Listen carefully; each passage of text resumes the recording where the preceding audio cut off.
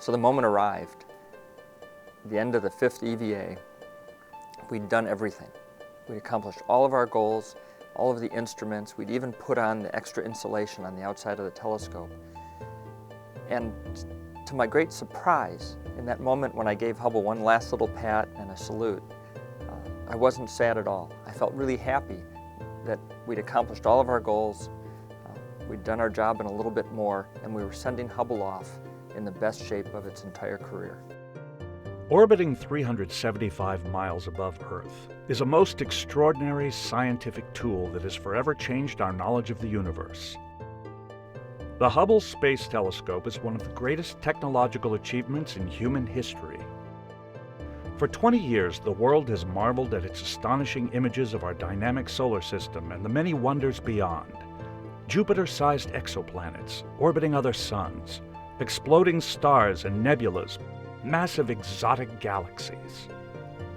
These and other discoveries not only confirmed many scientific theories, including the existence of mysterious dark matter and star-devouring black holes, but also raised new questions for scientists to ponder about the origins of the universe and the endless diversity of the cosmos.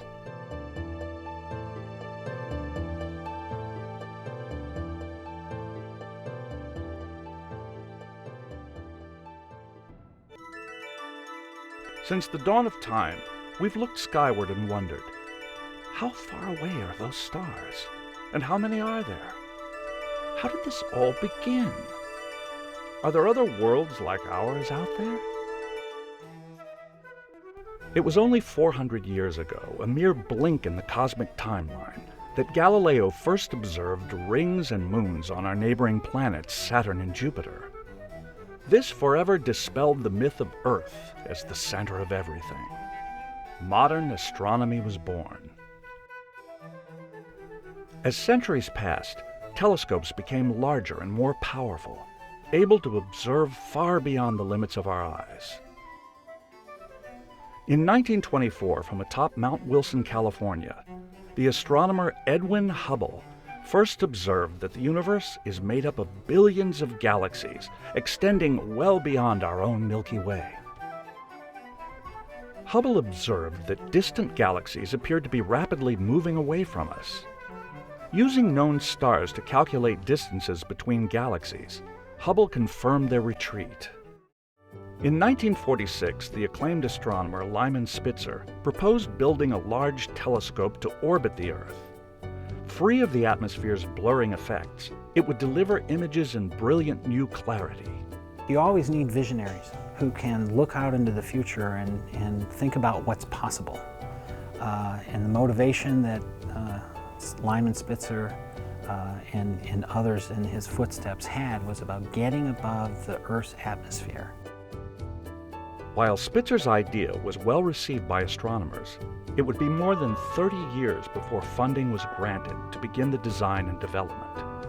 It took time for the technology that people had to catch up to Lyman's initial conception. Named in honor of Edwin Hubble, the orbiting observatory's construction began in 1978 with the creation of an enormous, nearly 8-foot mirror to gather light from objects across the universe. That's kind of the heart, the soul of a telescope. It's the thing that collects the light. Without the mirror, you don't have a telescope. When completed, the Hubble Space Telescope would contain a wide field and planetary camera, a high-resolution spectrograph, high-speed photometer, a faint object camera and spectrograph, all capable of beaming real-time data back to Earth for analysis by scientists. And all contained within a spacecraft as large as a school bus and weighing more than 12 tons. Hubble's journey finally began on April 24, 1990, at NASA's Kennedy Space Center in Florida, aboard Space Shuttle Discovery. Roll program. After a shuddering, bone-jarring launch, Hubble and its precision instruments was gingerly placed into orbit. I remember the crew talked for months leading up to the flight about what the significance of the flight was going to be. There was a lot of conversation back then among the scientific community about the Big Bang Theory And there were those who believed that Hubble would provide all the answers. Among the crew members, we thought that Hubble would provide lots of answers, but that it was probably going to revolutionize the field of astronomy and astrophysics. Light from the objects it studied would be focused onto Hubble's giant mirror, then converted into data for downlink through a communications satellite to 60-foot microwave antennas at White Sands Test Facility in New Mexico. From there, the data would be relayed to Hubble's Operations Center at NASA's Goddard Space Flight Center in Greenbelt, Maryland, and on to the Space Telescope Science Institute in Baltimore for dissemination to scientists worldwide. Now that the telescope was deployed, the promised brilliance of its photography had astronomers eagerly anticipating Hubble's first images. What they got were pictures rendered useless by a fuzzy halo around each of the sighted objects. We expected that we would have to make adjustments to make the images as clear as possible. But as hard as we tried, we could never get all of the fuzziness out of these pictures. Finally, everybody kind of got around the table and said, we've got serial aberration, and we cannot do anything on the ground to correct it. While we were confident in the assessment that was given by the scientists and the engineers, I always had this nagging feeling that we may have done something in our real struggle to get Hubble out of the payload bay that had contributed to the problem. The primary mirror had been polished perfectly, but to an incorrect prescription. A repair plan was needed. NASA engineers focused their expertise and came up with what they believed was the solution. December 1993, STS-61 astronauts delivered to Hubble a new wide-field planetary camera with a set of internal mirrors that the telescope would wear like a new pair of eyeglasses. When we started out on this mission, the STS-61, all the failures had not happened. We're redesigning the mission as more things fail. And they were contemplating splitting our mission up, thinking we couldn't possibly get all done what we got to get done, and there's more failures happening. The miracle on the ground was getting it all done and getting it onto the shuttle on cost and schedule, and then the miracle in space was for the first time ever servicing a satellite with 5 EVAs and having every single spacewalk go perfectly. And then it all culminated what could only be called the day of vindication. This time, the images disappointed no one.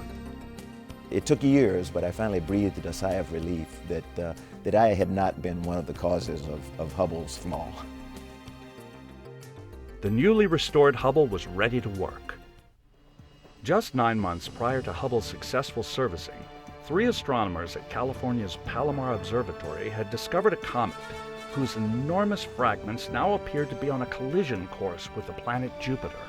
For Hubble, it was a golden opportunity to watch as the gas giant's atmosphere was blackened and scarred, then racked in seismic waves by planet-sized chunks of the comet.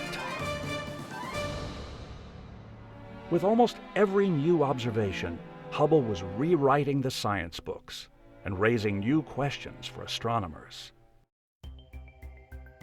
Over time, NASA would send 4 more shuttle crews to service and upgrade the Hubble Space Telescope. In May 2009, STS-125 and its Space Shuttle Atlantis crew performed the 5th and final servicing mission.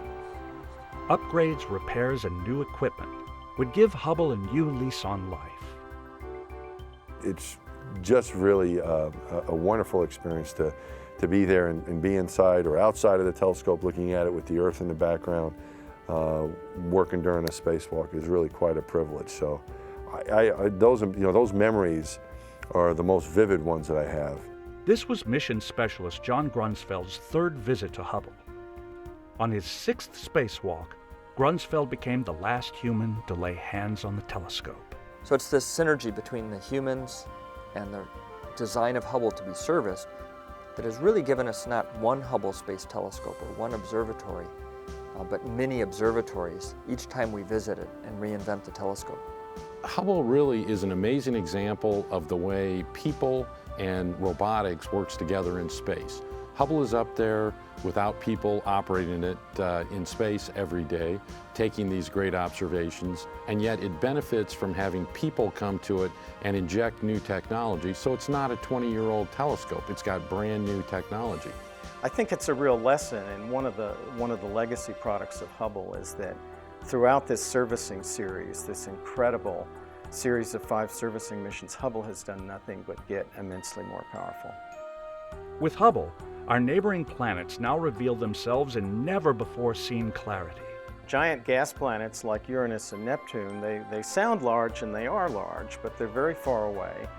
And to ground-based telescopes, they are small disks of light without a lot of detail. Hubble really zooms in and shows us quite a bit of detail on those planets. Surrounding us, we now see billions of galaxies in every shape imaginable, millions of light years across. It's a single point of the sky. We stared for 10 days at a single blank piece of sky, no more than a drinking straw. So you look up at the sky, look through a drinking straw, and we found 10,000 galaxies in that single pinpoint of dark sky. 10,000 galaxies there. Some of those galaxies have been around, their light has taken 13 billion years to reach us. Hubble's imaging of exoplanets circling nearby stars provides direct evidence of new planet systems under construction. Hubble has given us new insights about how stars die and how they are born. Hubble's discovery of a supermassive black hole in the center of galaxy M84 has led astronomers to conclude that an immense black hole is at the center of most galaxies. What we did was we put the spectrographic slit of this instrument down right on the core of this elliptical galaxy M84. So what we're looking for is the signature of a black hole. What happens there? What happens in that environment? Well, usually what happens is there's a ring of gas in a very tight orbit around that black hole. And that ring of gas is rotating very, very quickly, of course, because the black hole mass is huge. One way to recognize the presence of a black hole would be to measure its influence on the stars and gas that are close to it. Hubble has greatly contributed to astronomers' knowledge of dark energy and how this mysterious, little understood phenomenon is speeding up the very same expansion of the universe discovered by Edwin Hubble decades before. What everybody believed was that the universal expansion was slowing down due to gravity. I mean, it made sense. There's no anti-gravity that we know of, but there is now. In Hubble's 20 short years, we've learned more about our universe than in the nearly 400 since Galileo first peered into his modest telescope. Hubble's last servicing mission marks the telescope's new beginning. More powerful than ever, it will lead our exploration of the cosmos for several years to come. To come to the end of that time and release Hubble and think, you know, everything we came to do got done, made me feel really proud about the whole team, the way we'd worked together, hopeful for the future with Hubble that everything we'd done actually worked and when they checked it out, and just thinking about what Hubble could do now that we'd given it a new lease on life. It was very rewarding.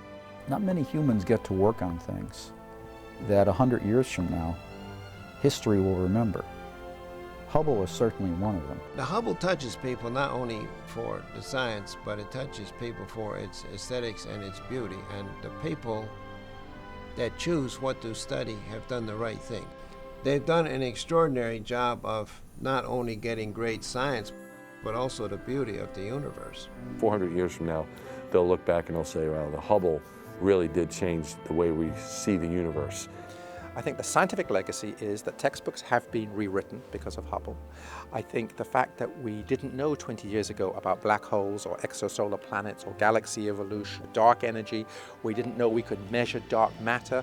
I mean, we're at a point in our history where we have now discovered we only understand 4% of the universe. The rest of it is completely unknown. Waiting in the wings is NASA's Next Generation Telescope. When it is launched in 2014, the James Webb Space Telescope will soar deeper into space and look even farther back in time to unexplored territory at the beginning of our universe. And the Hubble has shown us, if you like, the peaks of the iceberg, those very first galaxies.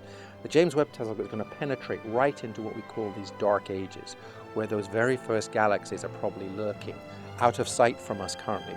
The Hubble telescope has made a remarkable journey, from imagination to reality. It has not only transformed the way we view the universe, but also fundamentally changed how we view ourselves, our place in the ever-expanding cosmos, and the never-ending journey before us.